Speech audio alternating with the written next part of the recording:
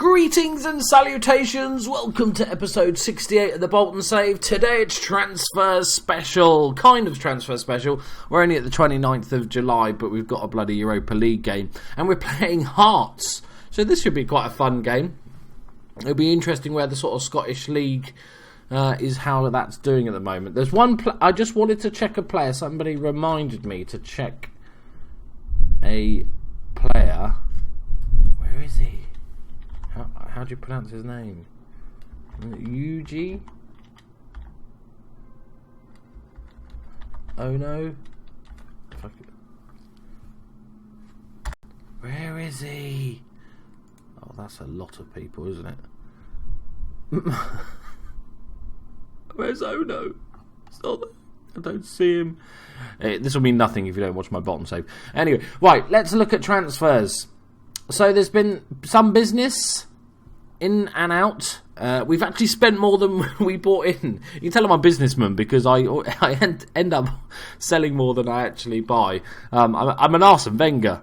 And so what's happened is Luis Enrique, Jamie Vardy and a bunch of youngsters all left the club. Luis Enrique had a bad injury. He never really progressed. He's decent as a sort of third, fourth choice striker, but we don't really need that. Jamie Vardy obviously left the club. He was on big money and he wouldn't really take a pay cut for another contract, and he's 34 now. I think this year you'll really see his physicals drop, and he had a pretty poor season for us. We were poor last season, so you can't really blame him. The other interesting outs, Pascal Stenzel, we talked about him at the end of last episode. He was one that was due to be sold. He wasn't getting quite enough game time. And he was only sort of decent squad player anyway, but we managed to get 10 million, so we made a slight profit after 2 seasons of sort of bit part playing, which I'm very happy with. Luis Castani went out on loan.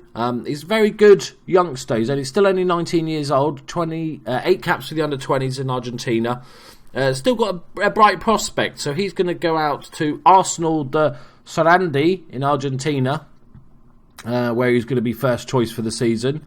Next up, Kepa is our backup goalkeeper, who actually played a sort of big part in our turnaround last season, and 26 years old. We sold him for 6.75 million, so we made another little bit of a profit on him, and the reason why is because we bought another goalkeeper, and we'll show you him in shortly. Alex Biggott, one of our young strikers, he's went out for another loan move on to Montpellier in Ligue 1. Andrew Harvey, who's shit, he left on the loan. This is the interesting one. Paolo Fabi. Now, a lot of you might not even recognise this name, and yet I've sold him for 19.5 million. So here he is here. He was a very good young prospect. Sort of slightly unusual stats. Really good mentals. He says he can play centre-back, but with 13 marking, only 10 heading, 10 jumping reach, 5'10". He's a little bit too short for my liking to be a decent centre-back. But I think he would have been a decent squad player, maybe filling in as a sort of fourth choice centre-back and a defensive midfielder. So we picked him up for £400,000. He spent 2 seasons on loan at Crewe, then he went to Aberdeen, then he went to Crystal. He worked his way up, and then he played in the Premiership the last couple of seasons. He had an okay season for Everton, and I brought him back into the squad this year, and I thought I'm not going to loan him out. I'll have him as a sort of backup, just a squad player. And then Man City. Don't get them two mixed up. That's a bad idea. I apologise to all Manchester fans. Awkward. And they met his minimum fee release clause of 19.5 million just out of nowhere, and I was like, oh, okay. And he didn't want to sign a new contract, so he left. So it's a decent profit. It's a decent profit. £19 million profit. Richard Voisin, who is just a young striker. We picked up 300 grand, another sort of little punt. He's sort of not quite good enough to be first team. He's a decent player all round. He's still only 20 years old, but we got a nice sell-on fee in case he does sort of improve a lot. And the same with Mal Lafrance, who was instrumental in getting Crewe promoted to League One. And then he spent a season on loan at Bromby, and then them in France. Good. And then, so we sold him for 1.1 to Levante, who also nice big sell-on fee in case he does well. So let's have a look at the ins. So obviously, being big football fans, you're going to recognise all of these. No, okay, no, you're not. No. Who should we look at first? Let's look at the cheapest player here, and possibly the best. This is Alexander Cáceres. He's a central midfielder, possible 4.5 star potential. He's Peruvian, 23 caps, so he's an international with plenty of experience. Like I said, nice and young, 21 years old, playing for Morelia in Mexico, and has been playing sort of full-time football for the last couple of years. So he's got plenty of experience, and I just couldn't pass him up. He was on a free transfer. He's valued at 12 million. He just adds a bit of depth to the squad. He plays best as a playmaker, and also decent as a central midfielder. I think he's really, really good, and I was really happy to pick him up just to add a bit of depth to the squad. Next up, we've got Sergio Galazzi, who is a centre-back, 18 years old, and this guy looks like he could turn out to be an absolute beastie. Very happy with this pickup. As I said, 18, possible 5-star potential. I thought, I'm having him, gobble. He's wanted, probably a loan move, isn't it? Yes, Etienne. And I always fucking do that. 18 years old, played for Banfield for his entire career, and played a decent match. Okay, his average ratings aren't the best, we'll ignore that, but 4.5 million, I think that's just worth a punt, because even if he doesn't turn out to be like a world beater, we're still going to make a tidy profit on him.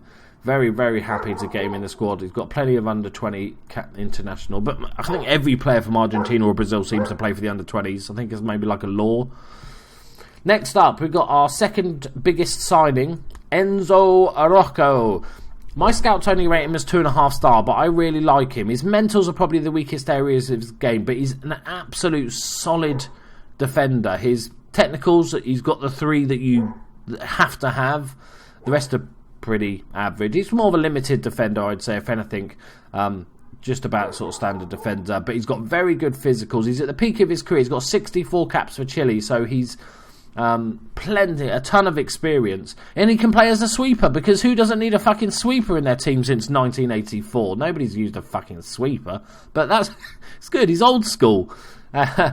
So like I said, the scouts don't really rate him, but I think he's a decent player. And we picked him up for 18 million, quite a lot of money. He was picked up by Southampton last season for almost 8 million. Played 29 games and finished 6.99, so that's pretty average for a centre-back. And before that, he was at Espanyol. Just a sort of solid centre-back. It looks like he just doesn't get injured. Look at the amount of games he plays. He doesn't get injured, and he's just solid. He doesn't seem to have a shit season or an exceptional season. As you expect, he's that sort of player that's, is just going to be solid, and I think he could be what we're looking for. Next up, we've got Ruben Casaro. This guy is amazing. He's another Argentinian. He's 18 years old, goalkeeper, and he is a monster.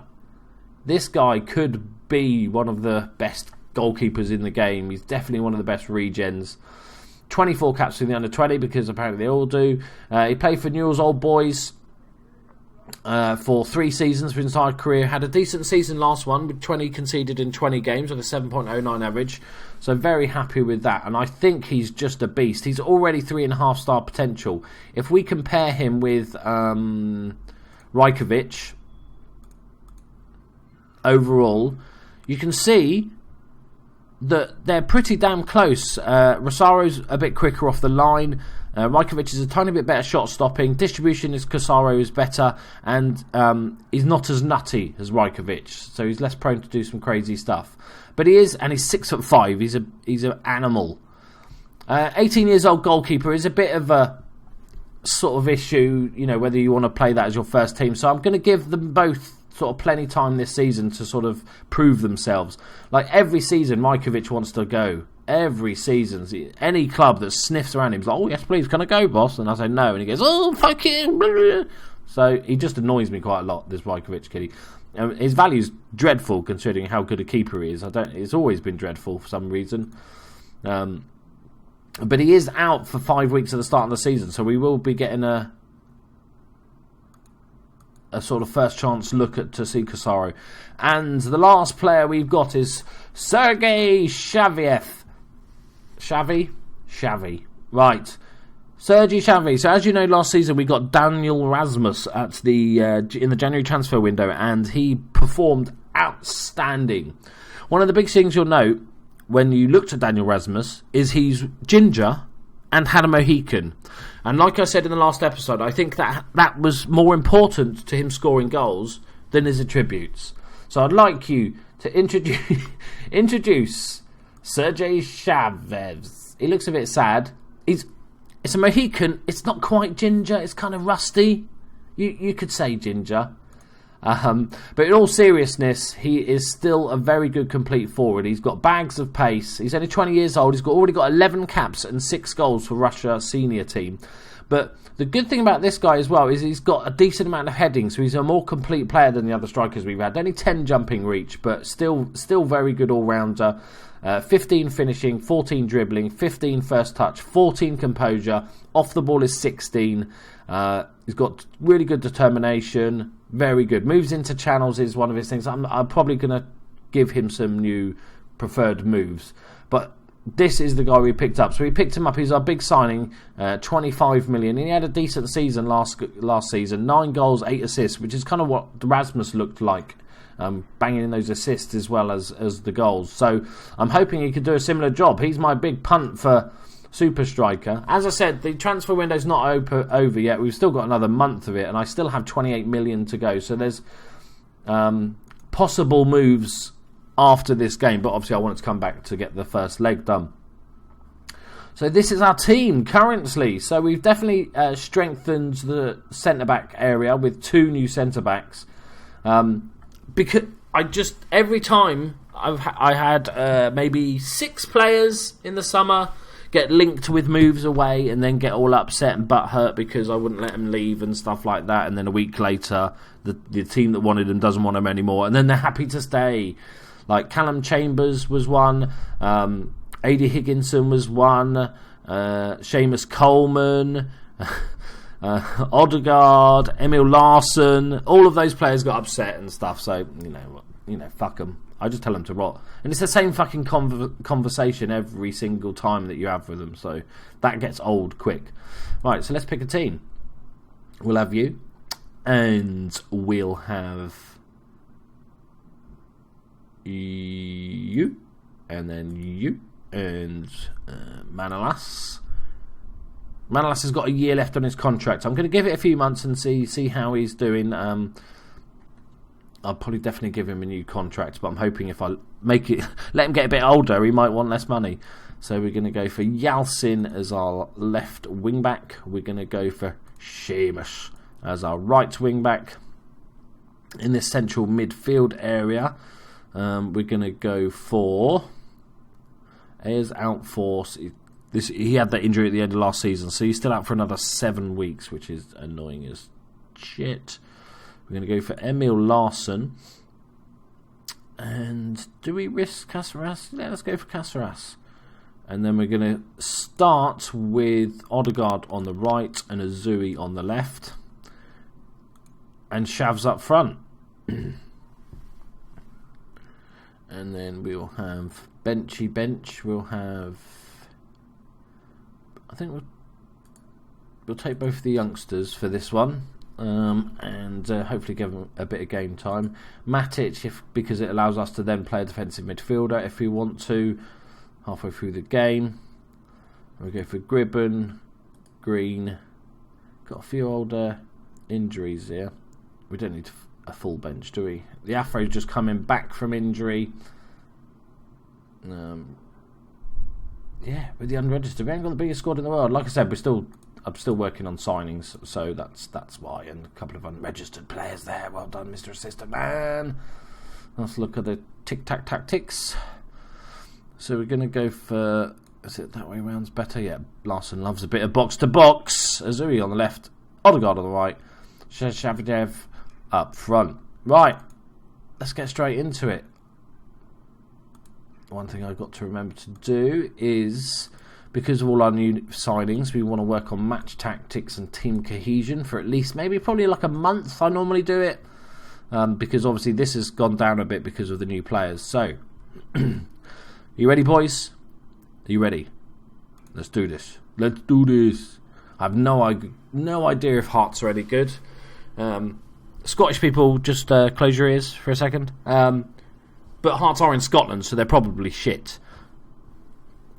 So, that's what I'm going with. Bolton to scrape it 1-0. Okay, so maybe they are quite good. I'll take it back.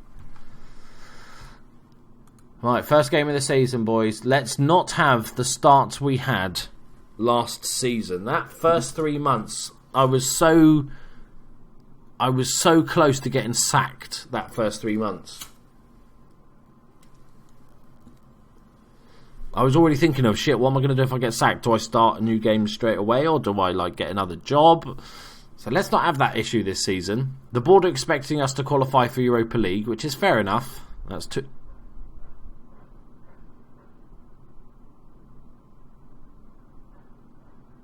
Fucking hell, people. Fucking hell. Two of the centre-backs, I didn't even see who it was. It was Manolas and somebody else. Got totally in each other's way and fucked that up. Keeper almost made a good save, but he's hit the post. And go for that. Corner, Odegaard with it. Near post. Is Larson going to get there? Anybody want to pick that up? Pick it up, pick it up, pick it up. No, okay, nobody's going to bother to run. Jesus Christ, that would have been bad. Right, Southwood with their goal kick. Headed away. Oh, what's this? There's so much space. Jesus. If he played that ball earlier, that would have been horrific. Oh, what a pass from the goalkeeper. Come on, man. Is this going to be their attack? It looks like it. Walker to Johnson. Almost a good tackle. Ward plays it to this left-hand side with a lot of space for Lalkovic. Cuts inside. Is he going to shoot? Easy save for Casero. Nice one, son. Solid save. Right, we haven't had a shot on target yet. But it's early season. I was hoping we could sort of demolish them this leg and then we wouldn't have to do an episode for the next leg. But it looks like we're going to have to do an episode. It won't be today because obviously we're almost 20 minutes in because I waffle forever. Right.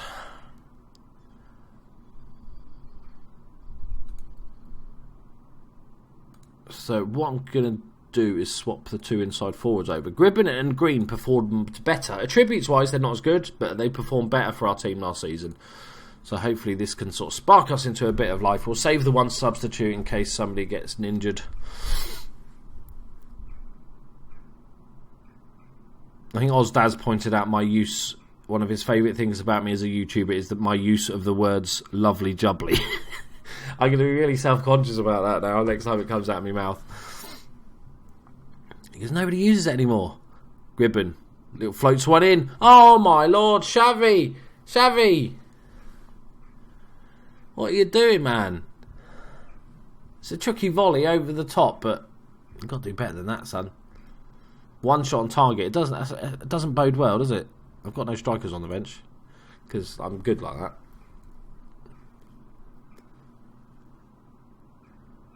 Playing alright then. Let's have a look at the debuts. So Enzo Rocco's playing a 6.8. Casper's playing a 7. That's not too bad. Chavez's playing a 6.8. Okay, that's pretty solid. I'd like to score a goal though, please, at some point. We are the home team. We're going attacking. And we're going for a aggressive, show some passion. Right, let's see this distribution. Oh, beautiful, beautiful, beautiful. Right, Caceres to Xavi. Gribbin back to Xavi. Can he find a pass? Or he's drifted past. He's drifted past. Go on. Oh, what a goal on his debut. Get in there, son. Oh, he just beats those two defenders and plants one in the top left-hand corner. Beautiful goal. It looked like he was looking for the pass, but no, he's just glided past those two players and smashed it in the top left. Beautiful. Finally a shot on target. That was a special goal. Not a bad way to introduce yourself to the crowd. I did consider buying another. He's my only Russian player, and I did consider buying another Russian just to have him like as a buddy. I don't know how useful that is, or it just sort of makes sense in my head, but isn't that useful in the game. Doesn't really do anything. We'll see. I'll probably leave it in unless he gets unhappy. Then I might Bring it, Xavi. Lovely ball in. Caceres, can he thread that ball to Gribben? Gribben's inside. That's a poor finish, Gribben. Gribbs, what are you doing, Gribbs?